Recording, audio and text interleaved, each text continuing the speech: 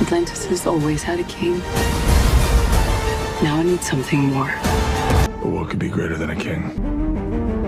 A hero. How about a stateless society based on individual freedom? I loved Aquaman, but the whole Atlantean monarchy thing? Just not believable. Stay tuned to find out why.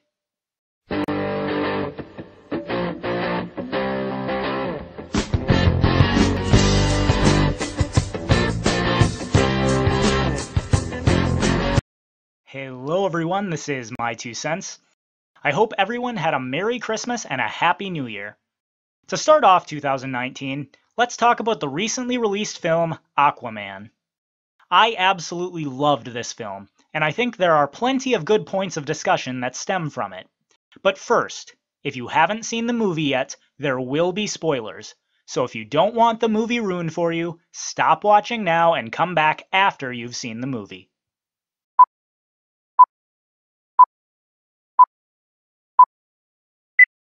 Alright, if you're still watching, I'm going to assume you've either seen Aquaman or you don't care about having the movie spoiled.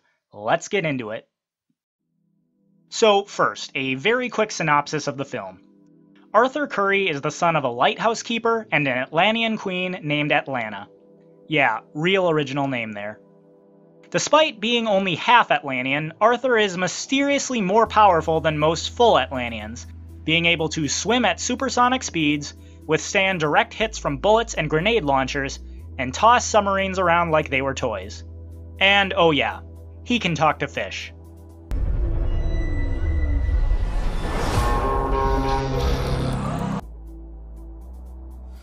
Arthur was trained in the Atlantean ways of kingship and combat by his mother's advisor Vulko, played by William Dafoe.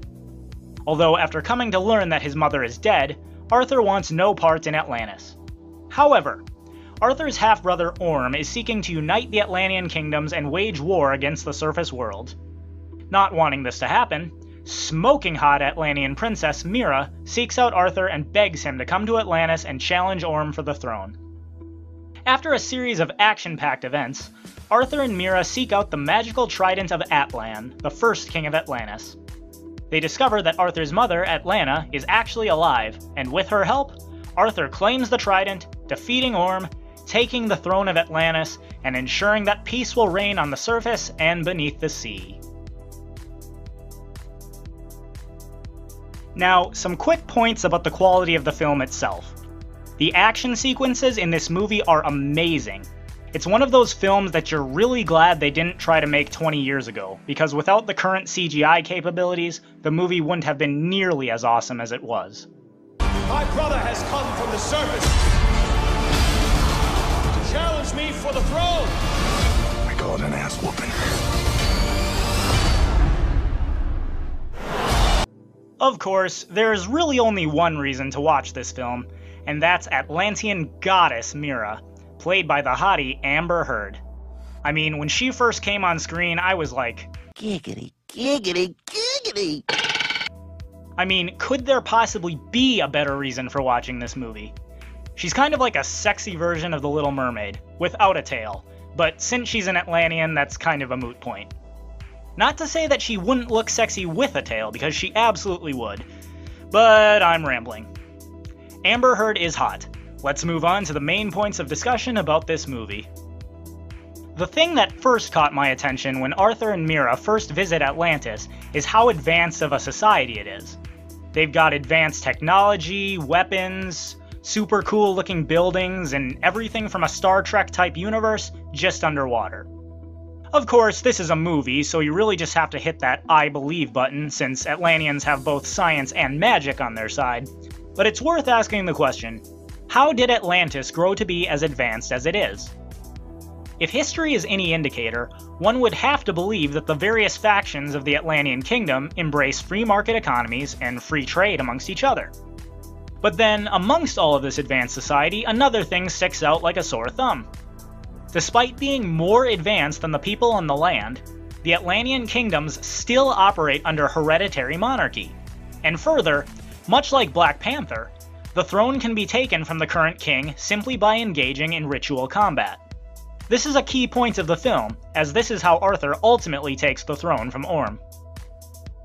Now, granted, the film doesn't give a whole lot of detail with regards to precisely how the Atlantean government functions, but given the points that are talked about, it appears that each of the Atlantean kingdoms operates under an absolute monarchy.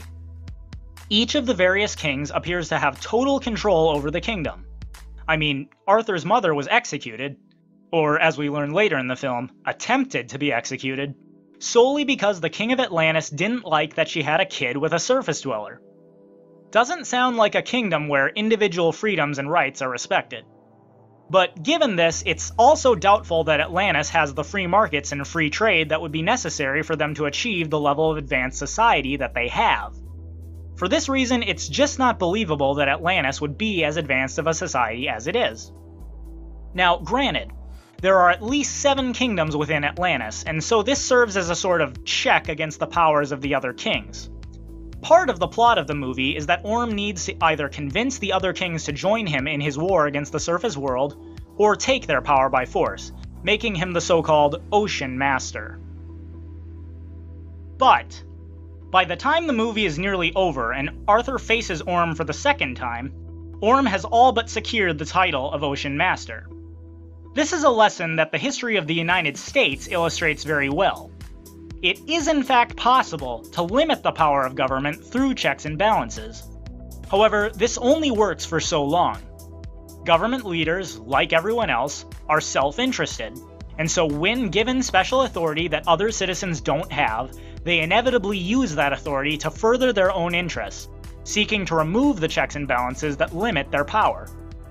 Maybe it will take 10 years, maybe it will take 100 or 1,000, but as with the Roman Empire, the US, or the fictitious Kingdom of Atlantis, eventually some lunatic comes to power that causes society to regress and ultimately leads to its downfall. In my opinion, the main point to take away from Aquaman is to remember that it is a fictional movie. There is no way that a society that operates under an absolute monarchy, where the monarch can be dethroned simply because someone else was better in combat, would prosper for thousands of years. Just because you're a badass fighter doesn't mean you're an ethical leader or that you can direct the progress of society better than free interactions in a market economy can. Enjoy Aquaman for the storyline. Enjoy it for the action. Heck, enjoy it for the smoking hot goddess that is Amber Heard. But remember, there's a reason we don't see highly advanced societies ruled by absolute monarchies where the monarchs are chosen in ritual combat. Atlantis would never succeed in reality. Nor would Wakanda. Maybe it's time we get more people thinking about Ancapistan. And that is my 2 cents. Take it for what it's worth. Yeah? Hey, can you grab me another beer? Yeah. Anything else? Maybe, a TV guide and, another pillow for your feet or something like that? No, actually, you know what? Give me like a Dewar's and soda. Thanks everyone for watching. If you liked this video, be sure to like, subscribe, and hit the bell for notifications. And if you're a fan of my channel, please consider becoming a patron. For as low as $1 a month, you'll receive instant access to patron-exclusive videos, earn the right to participate in patrons-only live streams, have your name listed in the end credits of every video, and numerous other rewards. Be sure to check out my blog, my2centsvideos.com, and all other social media platforms as well. Uploads are every Thursday and Saturday at 5 p.m. Eastern, 2 p.m. Pacific, so stay tuned for more videos.